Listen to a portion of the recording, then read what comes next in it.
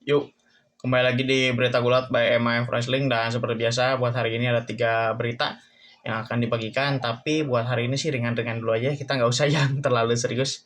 Karena mungkin teman-teman ada yang nonton AEW Revolution. Mungkin teman-teman yang nonton hari ini. Saya nggak nonton, Pak. Kenapa? Karena sesuai di beberapa video saya kemarin, mungkin saya belum tertarik buat nonton AEW. Karena ya secara pribadi berat sih ngikutinnya, nggak begitu jelas gitu. Buat saya sih harus ngikutin kemana ya si AEW ini. Kalau cuma nonton wrestling sih saya bisa gampang gitu. Cuman kan ada story-storynya yang bikin bingung gitu. Dan karena ya permasalahannya AEW sih di story gitu. Dan itu yang bikin saya belum tertarik buat nonton. Tapi kalau misalkan pencerahan ada storyline yang bagus, kasih tahu saya. Nanti saya langsung nonton. Kalau memang bener ya. Oke, kita masuk ke berita pertama. Ya, karena tadi saya premisnya video openingnya adalah AEW, maka kita akan bicarain tentang AEW, yaitu siapa? Sting. Nah, teman-teman tahu sih kalau misalkan nonton Dynamite di minggu lalu. Ya, minggu lalu sih, berarti hari Kamis ya. Berarti hari Kamis. Teman-teman kalau ada yang nonton Dynamite, itu kan lihat Sting ya. Dia diterjunin dari atas, Pak. Kayak gini, diturunin pakai sling gitu ya. Kan sling siapa? Rafter istilahnya. Saya nggak tahu bahasa Indonesia apa sih. Ya sling atau rafter atau apapun lah itu. Nah, ternyata ada fakta unik, Pak. Ada 2 fakta unik di tentang si rafter ini. Jadi yang pertama, ini tuh sebenarnya scene untuk mereplicate scene yang sama di WCW dulu di episodenya ya. Itu saya lupa gimana sih si ceritanya gitu. Sampai kayak gimana sampai si Sting itu diturunin ke rafter itu. Cuman katanya adegannya memang direplikat dari adegan yang sudah pernah kejadian di WCW gitu, sehingga ketika scene ini direplikat dan orang-orang sih reaksinya bagus-bagus aja itu, pada seneng. Dan ya kata saya sih unik sih, emang unik kalau misalkan lihat ya. Mungkin kalau expect-nya dari penonton, dari bangku penonton atau dari atas, terlebih Sting itu udah cukup sering untuk melakukan hal seperti itu. Tapi kalau dari rafter ini baru di AEW gitu. Dan ya good to see lah, seneng-seneng aja gitu liatnya. Mungkin kedepannya sih AEW bisa bikin surprise-surprise yang seperti ini lagi gitu. Dan yang kedua, ini ada dari Tony Khan. Ya, sebagai bos kita tercinta semua ya. Jadi, untuk adegan itu, adegan Sting itu, dia minta izin. Sama siapa? Minta izin sama Martha Hart, istrinya Owen Hart gitu. Dia minta izin gitu. Jadi kayak kira-kira kalau misalkan dia minta izin dibolehin nggak? Boleh-boleh aja katanya. Kata siapa? Kata istrinya Owen Hart almarhum gitu. Gak apa-apa kan, bikin aja. Dan itu sih sebenarnya kalau misalkan kita ngomongin soal perlu atau nggak perlu sih buat izin kayak gitu, nggak usah sih sebenarnya. Cuman mungkin di sini sih fokusnya Tony Khan itu untuk menjaga, dan tanda kutip ya, untuk menjaga hubungannya dengan Martha Hart ya. Karena salah satu alasan Martha Hart tidak pernah mau ke WWE adalah karena hal itu, Pak. Karena Owen Hart dalam tanda kutip meninggal gara-gara WWE. Dan teman-teman mungkin sudah tahu ceritanya Owen Hart tuh meninggal gara-gara apa, seperti apa. Udah banyak yang bahas. Mungkin teman-teman juga udah tahu gitu ya. Cuman lah sekilasnya itu ya dia jatuh. Gitu. Dia jatuh dari jarak yang cukup tinggi. Nah, sehingga meninggal gitu ya. Cuman kalau ditanya seperti apa sih, teman-teman bisa cari di internet, bisa cari di YouTube. Udah banyak kok yang bikin gitu. Bahkan mungkin channel YouTube yang lebih gede dari saya pun udah banyak yang bahas. Sehingga ya kalau dibahas lagi kayak wasting time aja. Nah, tapi intinya gitu. Jadi Tony Khan ini secara langsung itu minta izin ke istrinya Owen Hart, ke Martha Hart ya. Boleh nggak sih buat ngadain momen itu? Boleh aja katanya. Kemudian yang kedua, kalau yang kedua ini teman-teman harusnya nonton kemarin. Itu ada Mercedes Moné, dia jadi host di acara Crunchyroll Anime Award 2024. Ya, ini sebenarnya nggak terlalu mengagetkan ya. Sebenarnya kalau si Mercedes Moné ini jadi host di Crunchyroll. Kenapa? Jadi kalau teman-teman cari tahu kenapa sih dia bisa kayak gitu, jadi ada ceritanya. Jadi saya lupa tahun berapa, cuman waktu itu eh, ada mulainya ini dari Kairi Sen. Kairi Sen ini dia ngobrol gitu sama, ya kalau lagi Jepang lah gitu, lagi banyak ngobrol-ngobrol. Nah si Mone ini waktu dulu masih Sasha Banks ya, itu dia JB gitu, ikut ngobrol gitu, memang di Twitter gitu, ikut ngobrol. Nah lama-lama nggak tahu kenapa, cuman kayaknya ini waktu dia udah keluar deh, soalnya dia ke Jepang kan.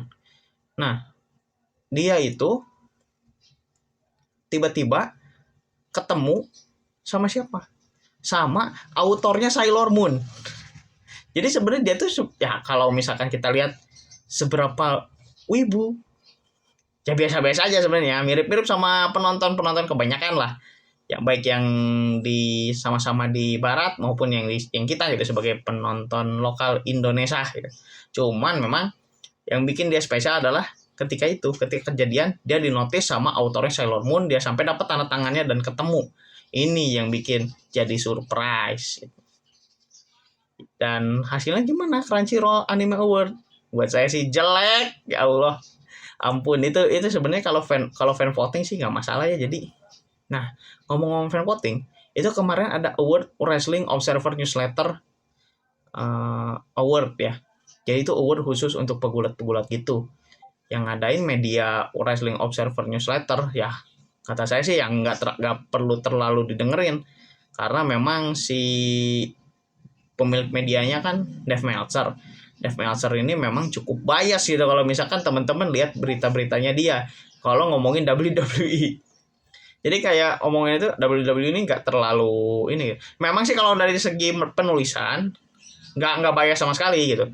Ya dia penulisannya rapi gitu, dan ya POV-nya cukup terlihat. Cuma kalau Meltzer as wrestling fan itu bias banget. Lihat aja deh gitu. Kenapa sih saya bisa bilang Meltzer ini biasnya parah? Karena kalau misalkan teman-teman nonton beberapa match, terus lihat hasil ratingnya Meltzer, oh itu parah banget deh.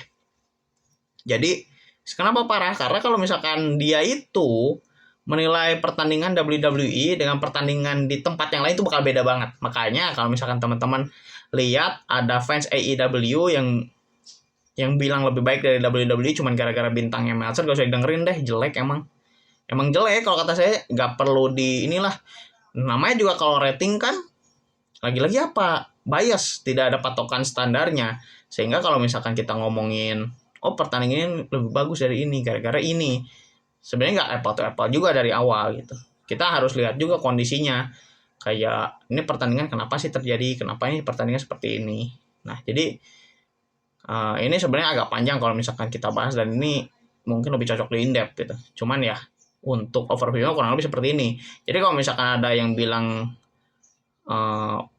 sesuatu itu lebih bagus gitu di wrestling ya, hanya karena patokannya si Dave Meltzer ini, kalau kata saya sih nggak usah didengerin aja. Dan termasuk ini kalau misalkan kejadiannya award ya, dia bawa award terus fan voting, nggak usah dengerin lah, jelek gitu. Itu kayak teman-teman kayak bilang iPhone lebih bagus dari Samsung, tapi ngobrolnya di circle yang pakai iPhone semua, ya susah. Kita juga nggak bisa ngebandingin gitu kalau misalkan case-nya kayak gitu. Kalau misalkan case-nya lebih apple to apple, ada expert gitu ya, expert yang menilai, oh ini lebih bagus karena begini-begini, yang ini lebih bagus karena begini-begini, udah selesai gitu. Kalau kayak gitu ya, lagi-lagi kalau namanya persaingan sih susah ya buat tidak menghindari hal-hal seperti itu. Tapi ya kitanya harus selektif lah gitu kalau sekarang.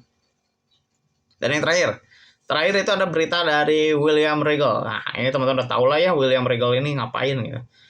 Jadi dia sempet gedenya di WWE, cabut ya waktu ini on screen role-nya, tapi dia bukan dia jadi wrestler ya, kita patokan dari situ aja.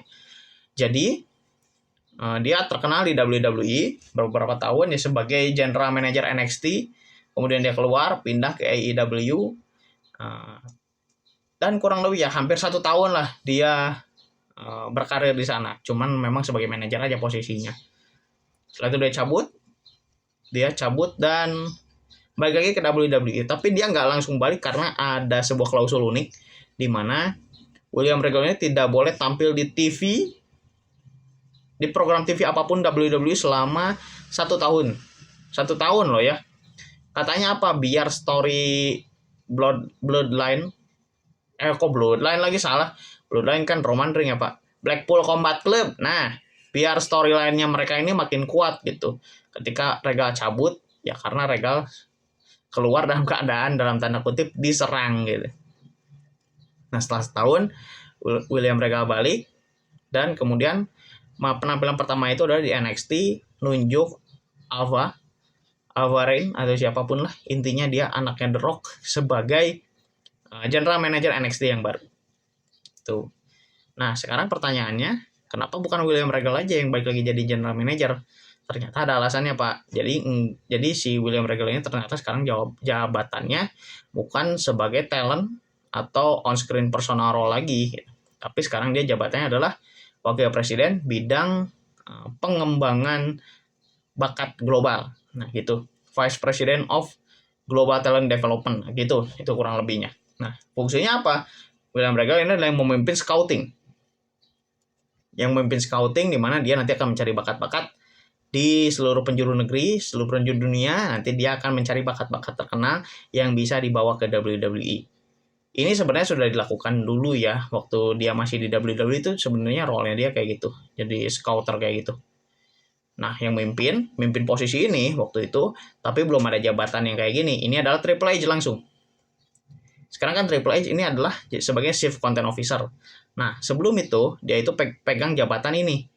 Jabatan Head Scouting gitu. Cuman memang kalau saya nggak salah lihat, itu dulu nggak ada jabatan spesifik sampai ke sini. Tapi kalau sekarang ada, dan itu dipegang langsung sama William Regal. Dulu, Regal ini yang turun langsung. Yang bagian turun langsung ke lapangan, jadi scouternya gitu. Dia yang cari, dia nonton beragam program-program yang ada di seluruh dunia gitu, gulat ya. Cuman memang spesifiknya di US.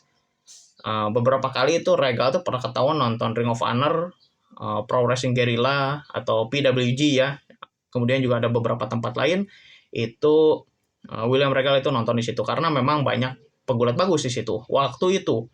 Dan approach-nya waktu itu adalah untuk mencari pegulat, spesifik pegulat ya, pegulat dari tempat yang udah bikin pegulat ternama gitu. Cuma sekarang approach-nya diubah, jadi bukan sekadar mencari pegulat doang, tapi dia mencari bakat, talent, siapapun itu dicari itu sampai ke akar-akarnya. Bahkan kalau misalkan teman-teman lihat ya, nih yang terbaru ini adalah Tiffany Stratton. Itu ternyata dia bukan seorang pegulat. Murninya bukan pegulat. Dia adalah apa ya kalau satu atlet apa gitu. Dia tuh awalnya atlet apa? Saya lupa sih atlet apa ya, saya nggak lupa ininya. Cuman kalau nggak salah dia itu atlet olahragawan gitu. Kemudian transisi jadi pegulat. Itu salah satunya. Bahkan mungkin kalau misalkan teman-teman tahu Gable Steveson. Nah, itu adalah salah satunya.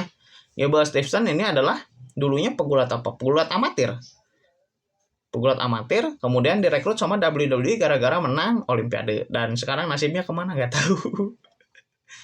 Ya, ini tetap 50-50 sih chance-nya. Jadi kita juga nggak bisa nyalahin sepenuhnya gitu. Cuman di sini approach-nya yang berbeda membuat pendekatannya WWE nanti kedepannya juga bakal di ini gitu. Sehingga bakal menyesuaikan lagi dan mungkin hasilnya juga bakal beda. Lagi pula kalau misalkan teman-teman lihat NXT yang katanya Black and Gold era dan yang sekarang itu kan udah beda ya. Kalau yang Black and Gold itu bener-bener kontras banget.